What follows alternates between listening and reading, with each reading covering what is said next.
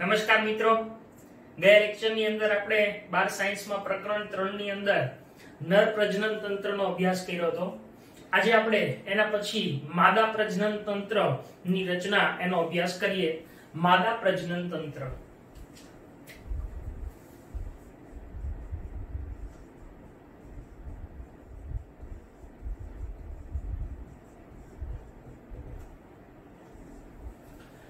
માદા પ્રજનન તંત્ર એ નર પ્રજનન તંત્રની જેમ નિતંબ પ્રદેશમાં જ આવેલું હોય છે. માદા પ્રજનન તંત્રની રચના કરતા અંગોમાં મુખ્યત્વે એક જોડ અંડપિંડ, એક જોડ અંડવાહિની, ગર્ભાશય, ગ્રીવા, યોનિમાર્ગ અને બાહ્ય જનનેન્દ્રિયોનો સમાવેશ થાય છે. તો આમ નર પ્રજનન તંત્રની રચનામાં જે પ્રમાણે મુખ્ય પ્રજનન અંગો અને ગૌણ પ્રજનન અંગો હતા, એ જ રીતે અહીંયા માદા પ્રજનન તંત્રની રચનામાં પણ આવા મુખ્ય અને સહાયક એટલે કે ગૌણ અંગો આપણને જોવા મળે છે. અહીંયા આગળ બીજી એક અગત્યની વાત એ છે કે નર પ્રજનન તંત્ર કરતા માદા પ્રજનન તંત્રની રચના એ વધુ જટિલ છે. કારણ કે માદા પ્રજનન તંત્રની અંદર એક ફલન થાય અને બીજું ગર્ભધારણ થાય, બાળકના જન્મ સુધી ગર્ભનો વિકાસ, આવી બધી ખૂબ જ લાંબી પ્રક્રિયાઓ એ માદા પ્રજનન તંત્રની અંદર જોવા મળતી હોવાથી માદા પ્રજનન તંત્ર એ નર પ્રજનન તંત્રની સરખામણીમાં વધુ જટિલ છે. આ ઉપરાંત મેં જે અંગો કીધા, અંડપિંડ, અંડવાહિની, ગર્ભાશય, ગ્રીવા, યોનિમાર્ગ, સાથે સાથે એક જોડ સ્તન ગ્રંથિઓ પણ અહીંયા રચનાત્મક અને ક્રિયાત્મક રીતે પ્રજનન તંત્ર સાથે સંકળાયેલી છે. આ ઉપરાંત આ પ્રજનન તંત્રની અંદર કઈ કઈ ઘટનાઓ થાય છે, તો સૌથી પહેલી છે અંડકોષપાત. અંડકોષપાત એટલે અંડપિંડમાંથી અંડકોષ મુક્ત થવાની ક્રિયા એ આ માદા પ્રજનન તંત્રમાં થાય છે. ત્યારબાદ ફલનની ક્રિયા કે જેમાં નર અને માદા પ્રજનન કોષો ભેગા થાય છે. ત્યારબાદ ગર્ભધારણ એટલે કે ઈ ફલનને અંતે ગર્ભનું નિર્માણ થાય એટલે ગર્ભધારણ. ત્યાર પછી બાળક છે એનો જન્મ અને છેલ્લે બાળ સંભાળ એટલે કે જન્મ પછીની જે સંભાળની ક્રિયાવિધિ છે જેની અંદર સ્તન ગ્રંથિઓ મદદરૂપ થાય છે. આવી સમગ્ર પ્રક્રિયાઓ એ માદા પ્રજનન તંત્રની અંદર સંકળાયેલી છે. તો આ જે કઈ મુદ્દાઓની ચર્ચા કરી આપણે લઈએ અને ત્યાર પછી એની આકૃતિ સાથે સમજૂતી મેળવીએ. તો સૌપ્રથમ માદા પ્રજનન તંત્ર એ નિતંબ પ્રદેશમાં આવેલું હોય છે.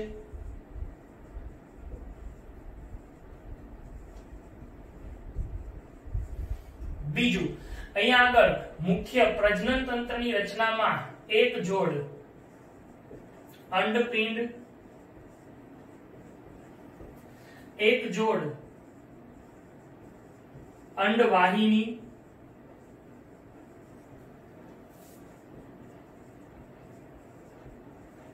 ગર્ભાશય, ગ્રીવા,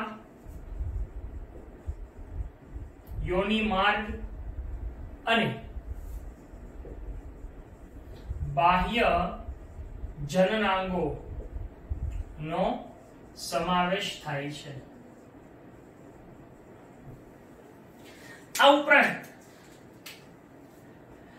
એક જોડ સ્તન ગ્રંથિ, પરંતુ અહીંયા રચનાત્મક અને ક્રિયાત્મક રીતે સંકળાયેલી જોવા મળે છે. આ ઉપરાંત આ પ્રજનન તંત્રની અંદર થતી જે ક્રિયાઓ છે એ મુખ્યત્વે કઈ કઈ, તો સૌપ્રથમ અંડકોષપાત એટલે કે અંડપિંડમાંથી અંડકોષ મુક્ત થવાની ક્રિયા, ફલન, ગર્ભધારણ,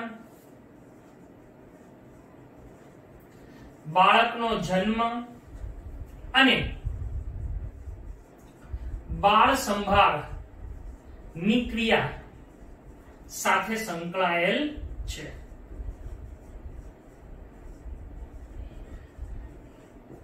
હવે અહીંયા આગળ માદા પ્રજનન તંત્રની રચનામાં મુખ્યત્વે જે આકૃતિ છે એને આપણે પહેલા જોઈએ અને ત્યાર પછી એના દરેક ભાગોને આપણે વિગતે સમજતા જઈએ. તો માદા પ્રજનન તંત્રની આકૃતિ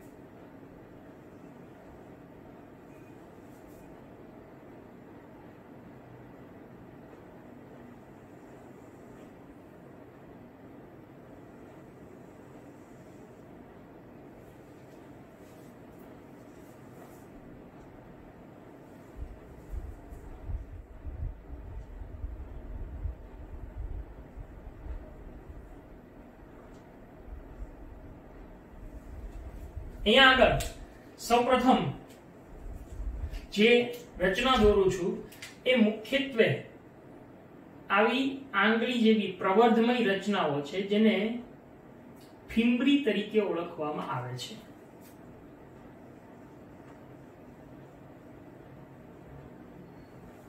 આ પ્રવર્ધમય રચના જેને ફિમ્બ્રી કહેવાય છે। જે મુખ્ય પ્રજનન અંગ છે અંડપિંડ એ અહીંયા ગોઠવાયેલા હોય છે।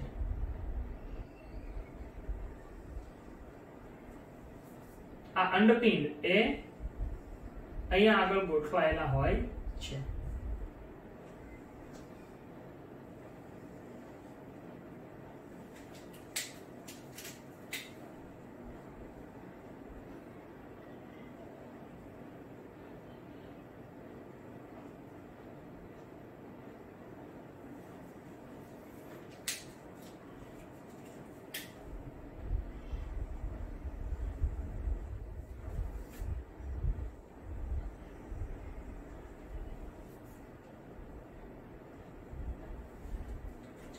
આ મુખ્ય અંડપિંડ છે।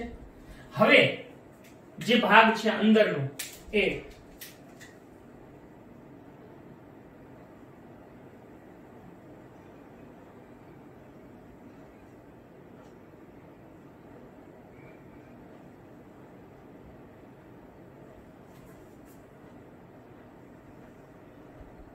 આ રીતે આપણને જોવા મળે છે। આ રચના છે એમાં ખાસ એમના જો નામ નિર્દેશન આપણે તો એની રચનાનું વર્ણન ખૂબ સરળ પડશે।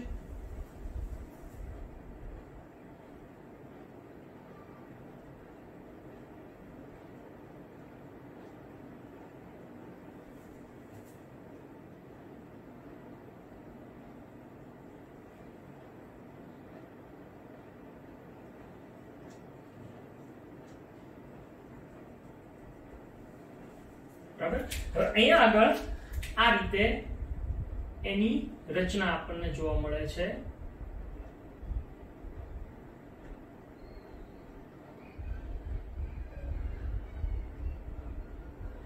આ મુખ્યત્વે ગર્ભાશયની અંદરની દિવાલની રચના છે।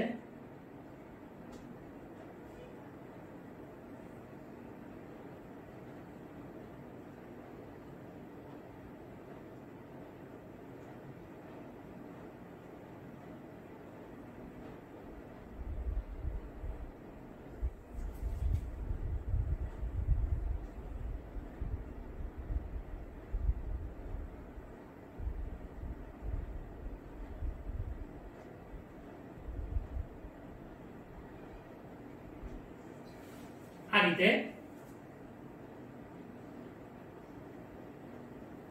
આમ જોવા મળે છે। આ વિસ્તારને ગ્રીવા તરીકે ઓળખવામાં આવે છે અને આવડિયા છે એ ગ્રીવા નલિકા છે। આ વિવા અને આ આખી ગ્રીવા નલિકા છે।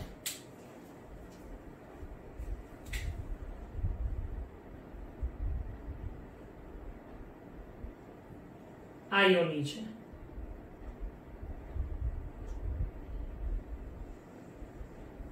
બરાબર,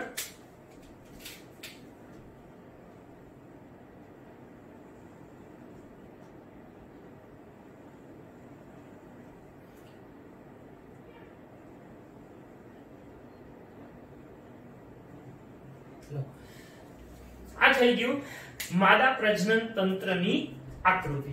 હવે આના નામ નિર્દેશન કરીએ સૌપ્રથમ તો એક જોડ અંડપિંડ, તો આ છે ઈ અંડપિંડ છે, એક જોડ અંડપિંડ। પછી આ આખી રચના છે એને અંડવાહિની કહેવાય। ઈ અંડવાહિનીમાં જે શરૂઆતનો મુક્ત અને આવો ગળણી જેવો ભાગ છે આ ગ્રીન કલરનો એને ફિમ્બ્રી કહેવાય છે। ઓકે, હવે ખાસ ધ્યાન રાખજો આ ફિમ્બ્રી પછીનો જે આ પહોળો ગળી આ જે ભાગ છે આ આખો એને અંડવાહિની નિવાપ કહેવાય, જે ગળણી આકારનું હોય શરૂઆતનો, એટલે આ આખો ભાગ છે ઈ અંડવાહિની નિવાપ કહેવાય।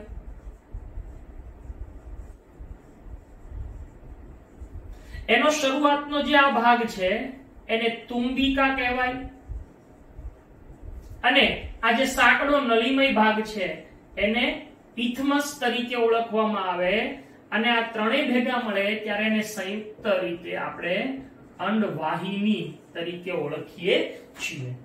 અંડવાહિની પછી ગર્ભાશય. આજે આખું ભાગ છે એ ગર્ભાશય છે.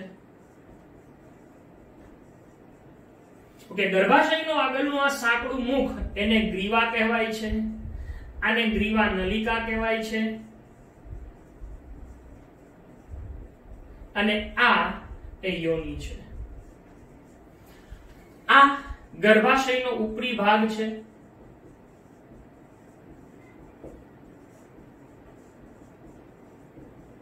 હવે અહીંયા બીજી એક વાત આપણે જોઈ લઈએ કે ગર્ભાશય છે આ આખી આમ નળાકાર બંધ રચના છે. તો આપણને છેદ દર્શાવ્યો છે. હવે આ ગર્ભાશયની જે દીવાલ છે એ 3 સ્તરોમાં વિભાજિત છે. સૌથી બહારનું પેરીમેટ્રિયમ, વચ્ચેનું માયોમેટ્રિયમ અને સૌથી અંદરનું એન્ડોમેટ્રિયમ, એમ 3 સ્તર છે. એટલે આપણે અહીંયા આગળ એ નામ નિર્દેશો દર્શાવી દઈએ. આ પેરીમેટ્રિયમ, વચ્ચેનું સ્તર છે એ માયોમેટ્રિયમ અને સૌથી અંદરનું સ્તર છે એને કહેવાય છે એન્ડોમેટ્રિયમ. બરાબર? તો આમ આ ગર્ભાશયની દિવાલના સ્તર, ખાસ કરીને આપણે જો આમ છેદ લઈએ, આમ છેદ, તો એને આપણે આ રીતે જોઈએ તો આપણને આવા 3 સ્તરો જોવા મળશે. આમ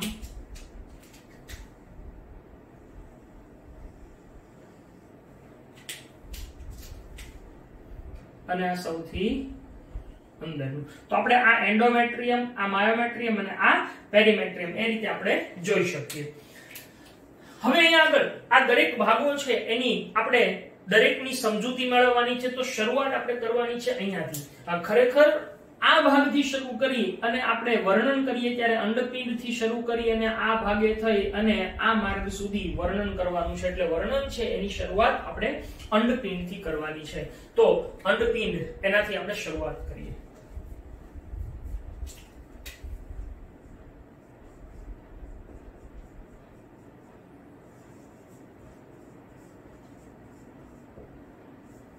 અંડપિંડ. સ્ત્રીઓમાં અંડપિંડ છે એ ઉદર ગુહાની નીચેના ભાગમાં બંને સાઈડ એક એક, એટલે કે એક જોડ 2 નંગ અંડપિંડ આવેલા હોય છે.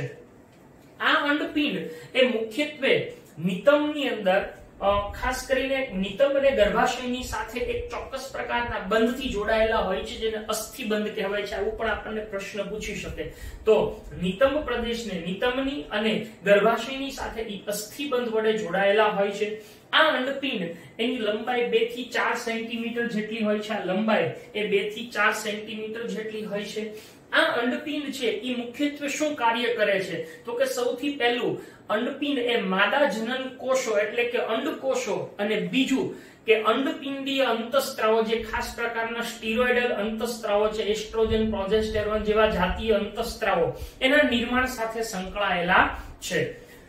આ અંડપિંડ એની જો રચના જોવામાં આવે તો અંડપિંડની સૌથી બહારનું સ્તર એક સઘન પેશી સંયોજક, એક પેશીનું આવરણ હોય છે, અધિચ્છદીય પેશીનું, કે જે મુખ્યત્વે જનન અધિચ્છદ તરીકે ઓળખવામાં આવે છે. આ જનન અધિચ્છદીય સ્તર એ આ આખો જે અંડપિંડીય આધારક હોય એને ઘેરવાનું કામ કરે છે. અંડપિંડીય આધારક એ મુખ્યત્વે 2 ભાગનું બનેલું હોય છે. જેમાં બહારનો ભાગ છે એને કહેવાય છે બાહ્યક અને વચ્ચેનો ભાગ છે એને મજ્જક તરીકે ઓળખાય છે. અહીંયા આકૃતિ દ્વારા આપણે સમજૂતી મેળવીએ કે આ અંડપિંડ છે, જો એની આપણે આ રીતે રચના લઈએ તો અંડપિંડનું આ જે સૌથી બહારનું સ્તર છે, આ સ્તર હોય એ ખાસ કરીને લાદીસમ અધિચ્છદીય પેશીનું બનેલું હોય છે. આ અધિચ્છદીય પેશીનું આવરણ છે એટલે એને કહેવાય છે જનન અધિચ્છદ. બરાબર? ત્યાર પછી હવે આ જે જનન અધિચ્છદ છે એના કારણે અને અન્ય વચ્ચેનો વિસ્તાર છે એને અંડપિંડીય આધારક કહેવાય. આખાને ઈ અંડપિંડીય આધારક એ 2 ભાગમાં વહેંચાયેલો હોય છે. જેમાં આ બહારના વિસ્તારને કહેવામાં આવે છે બાહ્યક અને આ જે વચ્ચેનો વિસ્તાર હોય એને કહેવામાં આવે છે મજ્જક તરીકે ઓળખાય છે. તો આ આખી અંડપિંડ છે એની રચના અને અંડપિંડનું કાર્ય. તો જોઈએ અંડપિંડ એ મુખ્યત્વે ઉદર ગુહાની નીચે ના ભાગમાં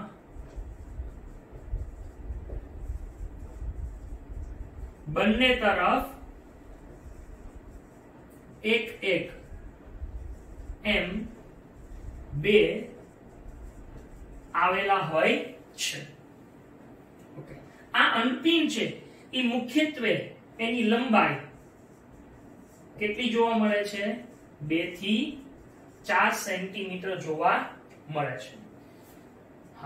આ અંડપિંડ એ ગર્ભાશયની દિવાલ એટલે કે ગર્ભાશય અને નિતંબની સાથે કોના વડે જોડાયેલા હોય છે?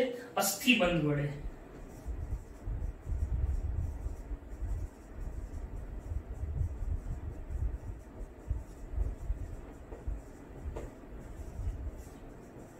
અસ્થિબંધ વડે જોડાયેલા હોય છે. બરાબર. ત્યારબાદ અંડપિંડ એનું મુખ્ય કાર્ય શું છે? તો અંડપિંડનું મુખ્ય કાર્ય એ માદા જનન કોષો એટલે કે અંડકોષો અને અંડપિંડીય અંતઃસ્ત્રાવો અથવા તો સ્ટેરોઇડલ અંતઃસ્ત્રાવો એનું નિર્માણ કરવાનું છે. અચ્છા, અંડપિંડની સૌથી બહારનું સ્તર એ શું ધરાવે છે? એને જનન અધિચ્છદ કહેવાય છે.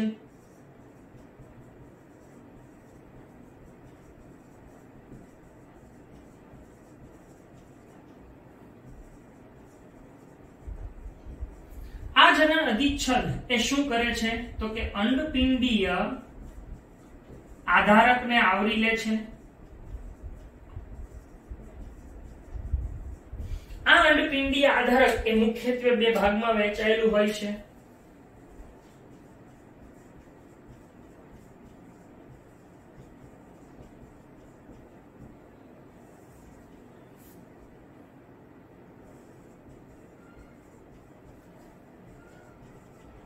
અને મજ્જક એમ 2 સ્તરોમાં વહેંચાયેલું હોય છે. લો, તો આ થઈ ગઈ માત્ર ને માત્ર અંડપિંડની રચના. અંડપિંડ પછી હવે આપણે લેવાની છે રચના અંડવાહિનીની. તો આ અંડપિંડ પછી આપણે જોઈએ હવે અંડવાહિની.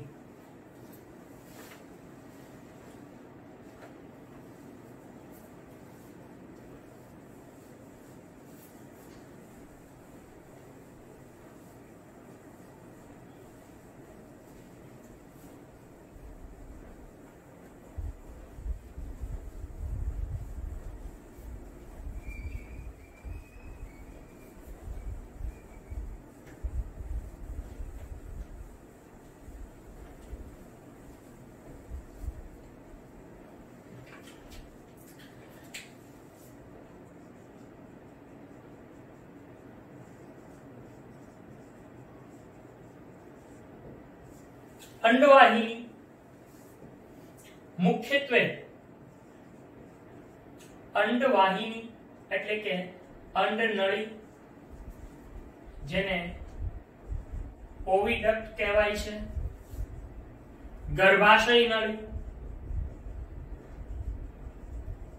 તરીકે પણ એને ઓળખવામાં આવે છે, જેને મુખ્યત્વે ફેલોપિયન ટ્યુબ કહેવાય છે, ગર્ભાશય અને યોનિ માર્ગ મળીને આ બધા જ ભાગો ભેગા મળી અને એ માદા જનન નલિકા ની રચના કરે છે. આ બધી જ ભાગ છે એ માદા જનન નલિકા એની રચના કરે છે. અંડવાહિની એ મુખ્યત્વે અંડપિંડ છે એના પરિઘ વિસ્તારથી શરૂ કરી અને એ ગર્ભાશયની દિવાલ સુધી લંબાયેલી હોય છે. આ ટોટલ આટલી લંબાઈ છે એ મુખ્યત્વે 10 થી 12 સેન્ટીમીટર જેટલી હોય છે, આ યાદ રાખવાનું છે. તો અંડવાહિનીની લંબાઈ 10 થી 12 સેમી હોય છે.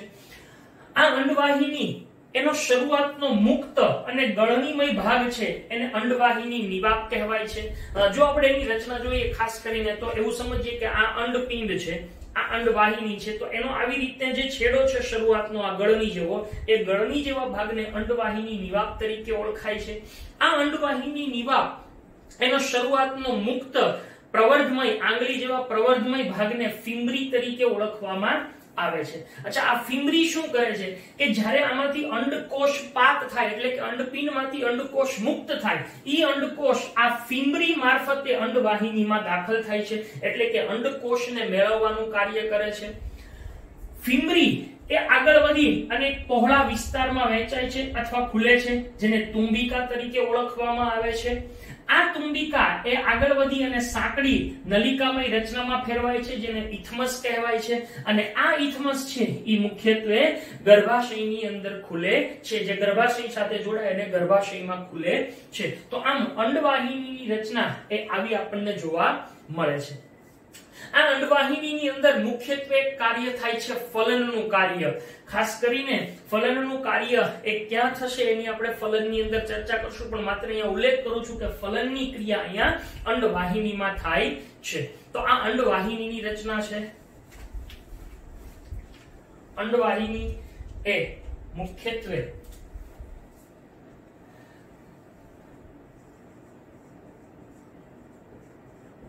અંડપિંડના પરિઘ વિસ્તારથી શરૂ કરીને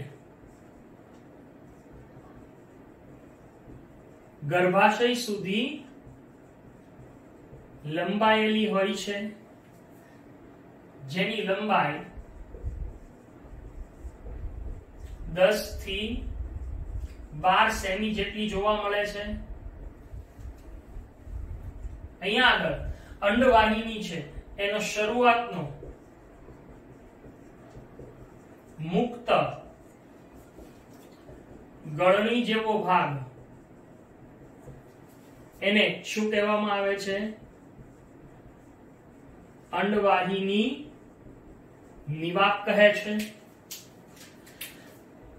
આ નિવાપની શરૂઆતમાં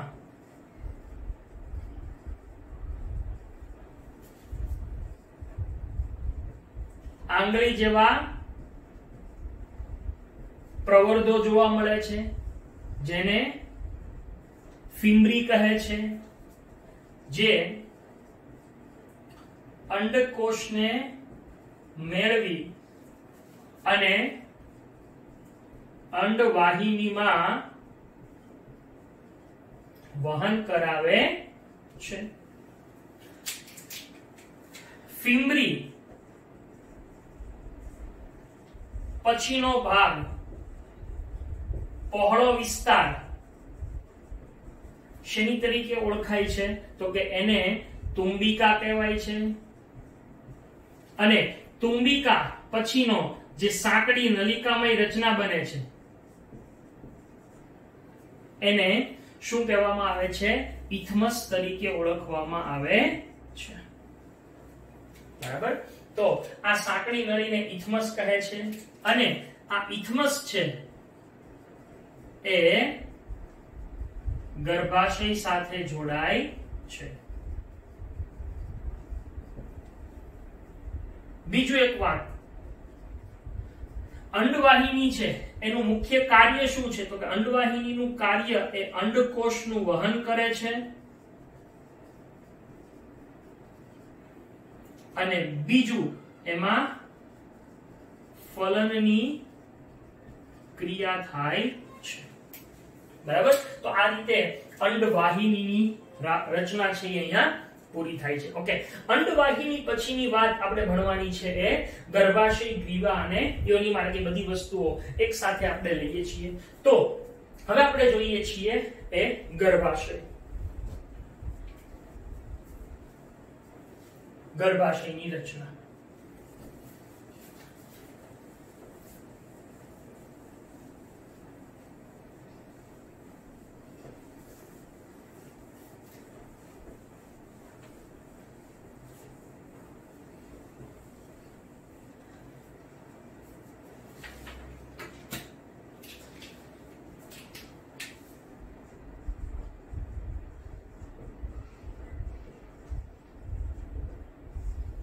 ગર્ભાશય એનું સ્થાન ક્યાં હોય? હવે અહીંયા આગળ આપણને ગર્ભાશય માત્ર એક મોટી કોથળી જેવું દેખાય છે, પરંતુ ખરેખર જો આપણે પાર્શ્વીય દેખાવ જોઈએ, હું અહીંયા આકૃતિ દ્વારા સમજાવું છું કે પાર્શ્વીય દેખાવ જોઈએ તો એ આપણને ખબર પડે કે એ મૂત્રાશય અને મળાશય એમની વચ્ચે આવેલું છે. સમજૂતી માટે અહીંયા હું તમને સમજાવું તો આપણે આ રીતે જોઈએ કે આ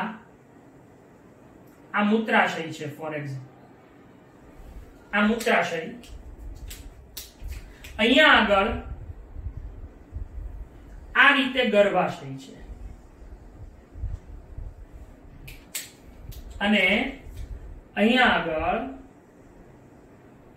આ મળાશય છે. બરાબર? તો આ મળાશય અને આ મૂત્રાશય એની વચ્ચે અહીંયા આગળ શું આવેલું હોય છે? ગર્ભાશય. એટલે ઘણીવાર આપણને એવો પ્રશ્ન પૂછાય કે ગર્ભાશય ક્યાં આવેલું હોય છે? મૂત્રાશય અને મળાશયની વચ્ચે. ગર્ભાશય એ ફક્ત એક જ હોય છે જેને કુખ તરીકે પણ ઓળખવામાં આવે છે. ખાસ કરીને ગર્ભાશયની અંદર ગર્ભનું સ્થાપન અને બાળકના જન્મ સુધી ગર્ભનો વિકાસ થતો જોવા મળે છે. આ ગર્ભાશય છે એની દિવાલ એ મુખ્યત્વે 3 સ્તરોમાં વહેંચાયેલી હોય છે. આ 3 સ્તરોમાં સૌથી બહારનું પેરીમેટ્રિયમ, વચ્ચેનું માયોમેટ્રિયમ અને સૌથી અંદરનું એન્ડોમેટ્રિયમ તરીકે ઓળખાય છે. આ ગર્ભાશયની દિવાલ, ગર્ભાશય પણ પોતે એ નિતંબની સાથે અસ્થિબંધ દ્વારા જોડાયેલું હોય છે. ગર્ભાશય એ મુખ્યત્વે ગર્ભ સ્થાપન અને ગર્ભ વિકાસની ક્રિયા સાથે સંકળાયેલું છે. ગર્ભાશયનું મુખ આગળ સાંકડી અને ટૂંકી ગ્રીવામાં ખુલે છે. આ ગ્રીવા એની જે ગુહા છે એને ગ્રીવા નલિકા કહેવાય છે. આ ગ્રીવા નલિકા યોનિ માર્ગ સાથે જોડાય અને આ જે સમગ્ર રચના છે આ આટલી ઈ જન્મ નળી, અહીંયા ગર્ભ હોય એનો વિકાસ થાય, પછી બાળકનો જન્મ થાય ત્યારે આ માર્ગે બહાર નીકળે છે. એટલે કે આ જે માર્ગ છે આટલો એને જન્મ નળી તરીકે ઓળખવામાં આવે છે. ગર્ભાશયની દિવાલના જે 3 સ્તરો છે એમાં સૌથી બહારનું પેરીમેટ્રિયમ જે ખૂબ પાતળું હોય છે, વચ્ચેનું માયોમેટ્રિયમ જે જાડું અરેખિત અને સરળ સ્નાયુઓનું બનેલું હોય છે, જ્યારે એન્ડોમેટ્રિયમ સૌથી અંદરનું અને ગ્રંથિમય સ્તર છે. અને આ એન્ડોમેટ્રિયમ છે એ ગર્ભાશયની અંદરનું જે આવરણ હોય તૈયાર કરે છે. આ એન્ડોમેટ્રિયમ એ ઋતુચક્રની જે ક્રિયા દરમિયાન ઋતુસ્ત્રાવ થાય ત્યારે દર 28 દિવસે ખરી પડે છે. એટલે કે અહીંયા આગળ એન્ડોમેટ્રિયમ છે એ આવા ચક્રીય ફેરફારોમાંથી પસાર થાય છે. જ્યારે માયોમેટ્રિયમ એ મુખ્યત્વે પ્રસવ એટલે કે પ્રસૂતિ થાય, જ્યારે બાળકનો જન્મ થાય ત્યારે એ મજબૂત રીતે સ્નાયુઓના સંકોચનને પ્રેરી અને પ્રસવ ક્રિયાને સરળ બનાવવામાં મદદરૂપ થાય છે. તો આ રીતે ગર્ભાશયના જે સ્તરો છે એના પણ કાર્યો આપણે અહીંયા જોઈએ. તો સૌપ્રથમ ગર્ભાશય. ગર્ભાશય એ મુખ્યત્વે ક્યાં આવેલું હોય છે? તો કે મૂત્રાશય અને મળાશયની વચ્ચે આવેલું હોય છે.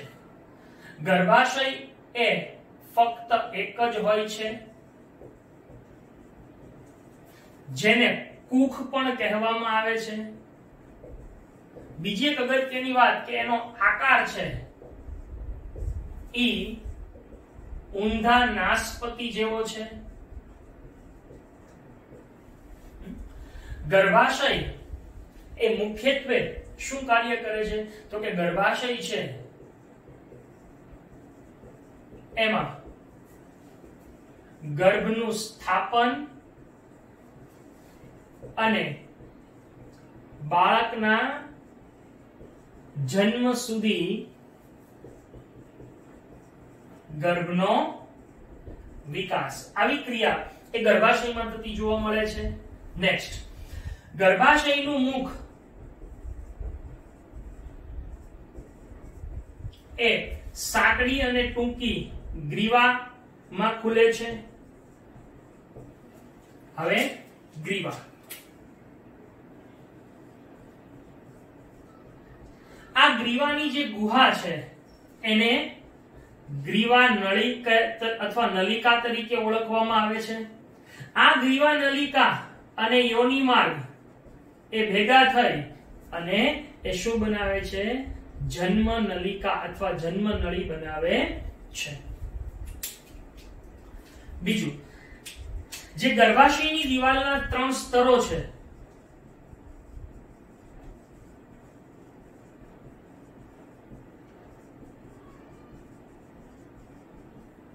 એ પૈકી સૌથી બહારનું સ્તર,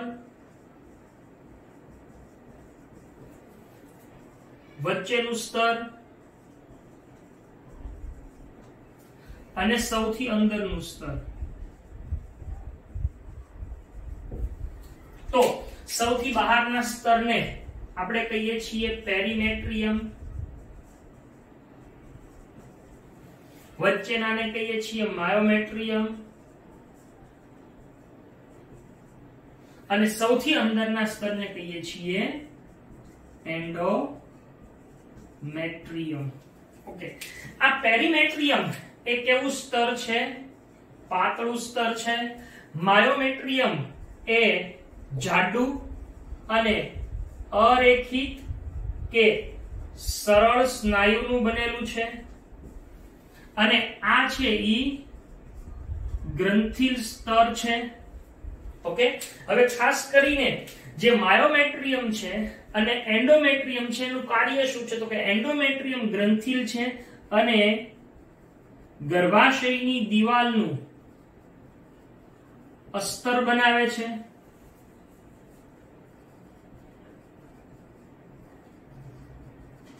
બીજું કે ઋતુચક્ર દરમિયાન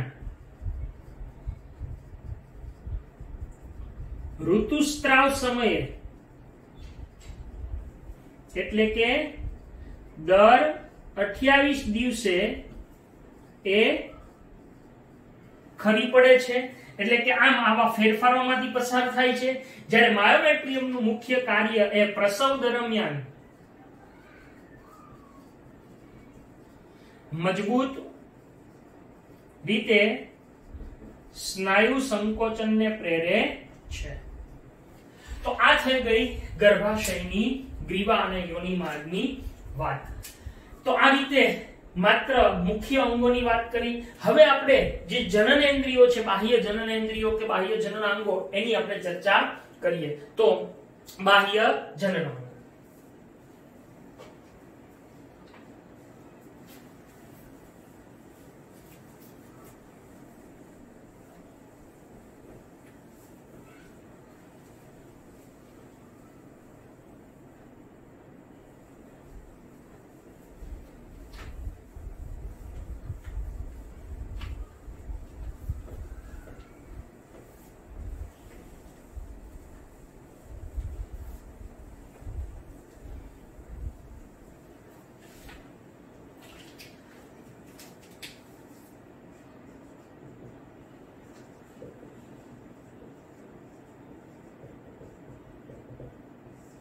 બાહ્ય જનનાંગોની અંદર મુખ્યત્વે કોનો કોનો સમાવેશ થાય છે?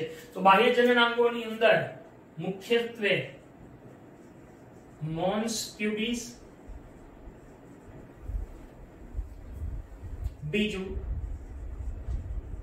મુખ્ય ભગોષ્ઠ, ગૌણ ભગોષ્ઠ,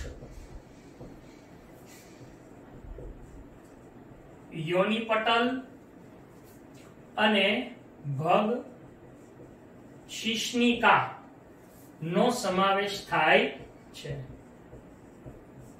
બરાબર, આ પાંચ ભાગોનો મુખ્યત્વે બાહ્ય જનનાંગો કે જનનેન્દ્રિયોની અંદર સમાવેશ થાય છે. હવે આ જે રચના છે એમાં આપણે જ્યારે આ મોન્સ પુબિસ કે મુખ્ય ભગોષ્ઠ કે ગૌણ ભગોષ્ઠની રચના જોવી હોય ત્યારે આ ભાગ છે એને આપણે જો આ રીતે આમ જોઈએ તો આપણને ખ્યાલ આવશે. એટલે એ આકૃતિ હું આ પાંચે ભાગો દર્શાવતી પહેલા દોરું છું અને ત્યાર પછી આપણે દરેક ભાગોની સમજૂતી મેળવીએ.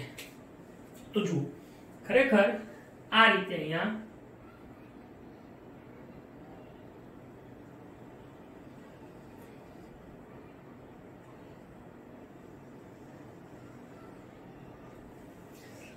આ ભાગ છે એ બાહ્ય જનનેન્દ્રિય છે.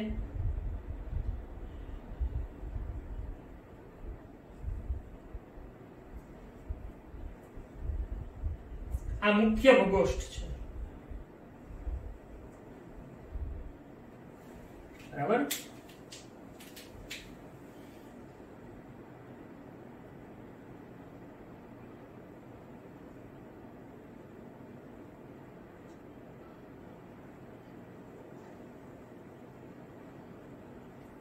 આ ગૌણ ભગોષ્ઠ,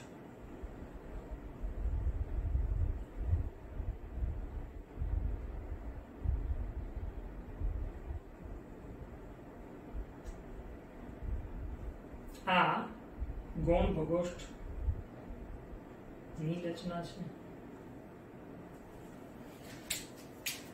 હવે અહીંયા આગળ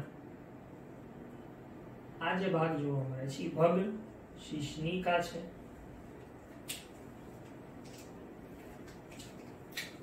ત્યાર પછી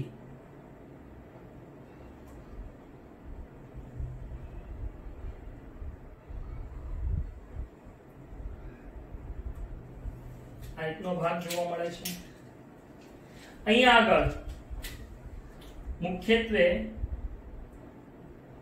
આ મૂત્રદ્વાર જોવા મળે છે અને અહીંયા આગળ આ યોનિ દ્વાર છે.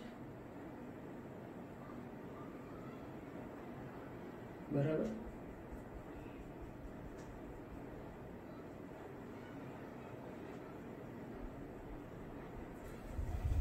આ યોનિ દ્વાર છે.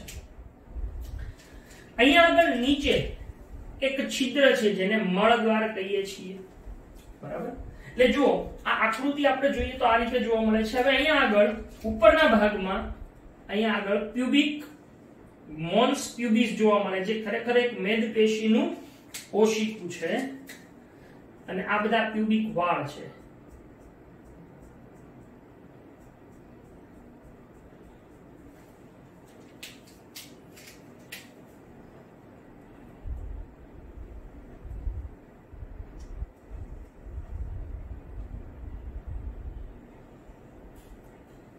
આ રીતે આપણે જોઈએ તો આ પગની રચના છે, મળદ્વાર છે.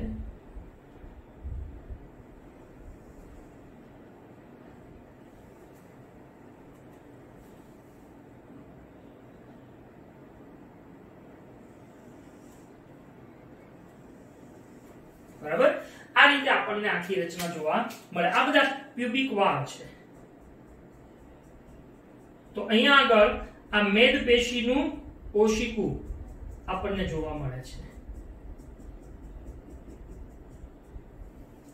હવે અહીંયા આગળ જો આપણે નામ નિર્દેશન કરીએ તો સૌપ્રથમ આ મોન્સ પ્યુબિસ,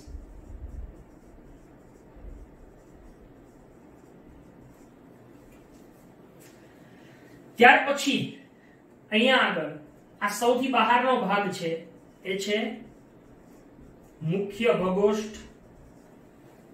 ત્યાર પછી આ જે બ્લુ કલરનો છે આ એ ગૌણ ભગોષ્ઠ. આ બ્લેક કલરની ઘાટી રચના છે એ ભગ શિશ્નિકા. ત્યાર પછી આ મૂત્રદ્વાર, આ યોનિ માર્ગ અને અહીંયા આગળ એની ઉપરના ભાગમાં આંશિક ઢાંકતો એવો યોનિ પટલ, આ મળદ્વાર. બરાબર. તો આ રીતની રચના આપણને જોવા મળે છે જનનેન્દ્રિયોમાં. હવે આપણે આ બધા જ ભાગોને આપણે વિગતે સમજતા જઈએ. એમાં સૌથી પહેલું છે મોન્સ પ્યુબિસ.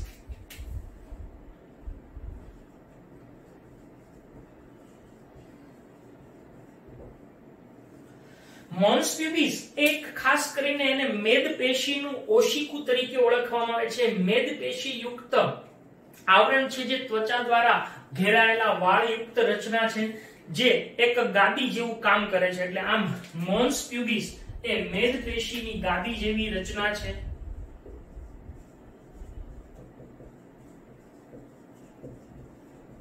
અને જેની ફરતે પ્યુબિક વાળ આવેલા હોય છે. પ્યુબિક વાળ એટલે જેને આપણે જનન માર્ગની ઉપર આવેલા વાળ કહીએ છીએ એવા વાળ આવેલા હોય છે. ત્યાર પછી છે મુખ્ય ભગોષ્ઠ.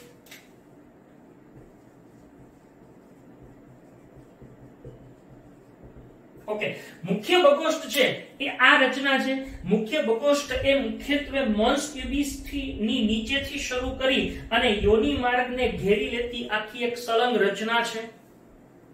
આ મુખ્ય બગોષ્ઠ એ ગડીમય રચના છે. મુખ્ય બગોષ્ઠ એ મોન્સ પ્યુબિસ ની નીચેથી શરૂ થતી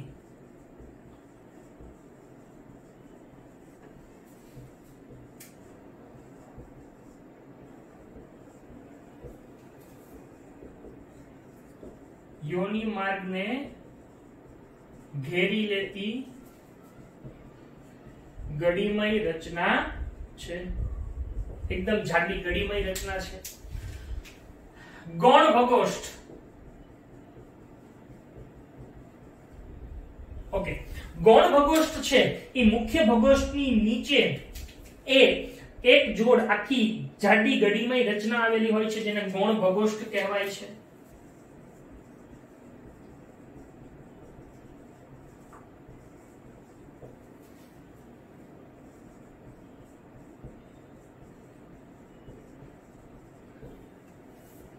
જે એક જોડ હોય છે, બરાબર, આખી બે બાજુ. મુખ્ય બગોષ્ઠ, ગૌણ બગોષ્ઠ. હવે આવે છે યોનિ પટલ. ખાસ કરીને આ જે યોનિ પટલ છે એ યોનિ પટલ એ મુખ્યત્વે યોનિ દ્વારને ઢાંકતી, આંશિક ઢાંકતી કે ઘેરતી એક પડદામય રચના છે, પટલમય રચના છે. આ યોનિ પટલ એ મુખ્યત્વે મૈથુન ક્રિયા દરમિયાન અથવા તો સમાગમ દરમિયાન એ ફાટી જાય છે. આ યોનિ પટલ એ મુખ્યત્વે સ્ત્રીઓની અંદર કેટલીક સાયકલ સવારી, ઘોડે સવારી કરતી વખતે જેવી સક્રિય રમતોમાં ભાગ લેતી વખતે, અથવા તો કોઈ ઈજા થવાથી કે આંચકો લાગવાથી, અથવા તો યોનિ ટેમ્પટન એટલે કે ખાસ કરીને એક સાધન છે.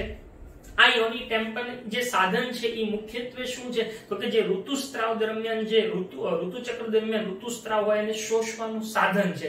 એને યોનિ માર્ગમાં દાખલ કરવાથી પણ આ પટલ એ તૂટવાની સંભાવના છે. ઘણી સ્ત્રીઓમાં મૈથુન કે સમાગમની ક્રિયા દરમિયાન પણ એ એમનેમ રહેતું હોય છે, તૂટતું નથી. એટલે ઘણી વખત એવી માન્યતા જોવા મળે છે કે આ યોનિ પટલ છે એને મુખ્યત્વે સ્ત્રીના કૌમાર્ય એટલે કે વર્જિનિટી સાથે એને સાંકળવામાં આવે છે. પરંતુ આ યોનિ પટલ એ કોઈ વર્જિનિટી એટલે કે કૌમાર્ય સાથે એને તૂટવાને અથવા તો એના રહેવાથી કોઈ કૌમાર્યને આપણે એની સાથે લાગતું વળગતું હોતું નથી. આ બાબત ખાસ નોંધવા જેવી છે. આ ઉપરાંત ભગ શિશ્નિકા માત્ર એક નાનકડી રચના છે જે મુખ્યત્વે ગૌણ બગોષ્ઠની શરૂઆતમાં ઉપરી છેડે મૂત્રદ્વારની ઉપર આવેલી એક પ્રવર્ધમય રચના છે. આ ભગ શિશ્નિકા એને નરના શિશ્ન સાથે સરખાવવામાં આવે છે. એ ઉત્થાન પેશી ધરાવે છે, પરંતુ અહીંયા એનામાં પ્રજનન નલિકા નથી હોતી, એના કારણે એ શિશ્ન કરતા જુદી પડે છે. બરાબર છે. તો આવી રીતે ભગ શિશ્નિકા, યોનિ પટલ,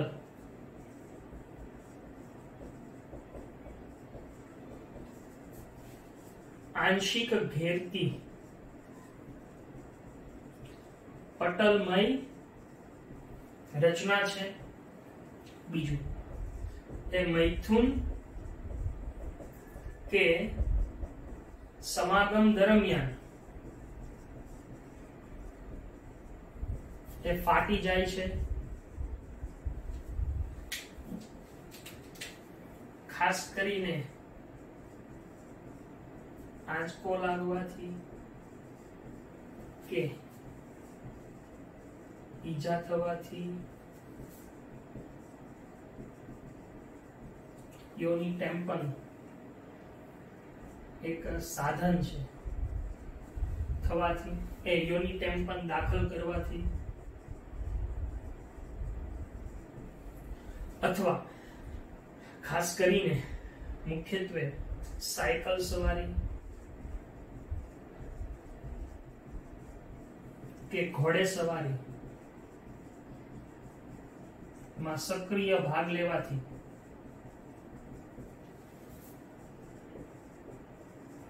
પણ તૂટી શકે છે. ઘણી સ્ત્રીઓમાં એ મૈથુન ક્રિયા પછી પણ તૂટતો નથી, ખાસ ધ્યાન રાખવાનું છે। અને ખાસ કરીને યોની પટલની હાજરી કે ગેરહાજરી છે એને કૌમાર્ય એટલે કે વર્જિનિટી સાથે અથવા તો ખાસ કરીને સમાગમના અનુભવ સાથે એને સાંકળવામાં આવે છે, પરંતુ આવી બધી માન્યતાઓમાં રહેવાની જરૂર નથી, એટલે એને કૌમાર્ય એટલે કે વર્જિનિટી સાથે એને સાંકળવામાં આવે છે। અને ત્યારબાદ છેલ્લી રચના છે એ ભગ શિશ્નિકા। આ ભગ શિશ્નિકા એ મુખ્યત્વે ક્યાં આવેલી હોય છે તો કે ગૌણ ભગોષ્ઠના ઉપરી જોડાણ સ્થાને અને મૂત્રદ્વારની ઉપર આવેલી હોય છે। બીજું એ એક પ્રવર્ધમય રચના છે જેને નરના એટલે કે પુરુષના શિશ્ન સાથે સરખાવાય છે, કારણ કે તે ઉત્થાન પેશી ધરાવે છે, પરંતુ પ્રજનન નલિકાના અભાવે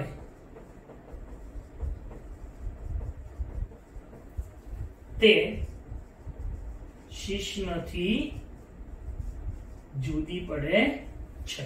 લો તો આ સાથે આખી જે સ્ત્રીના પ્રજનન તંત્રની રચના છે એ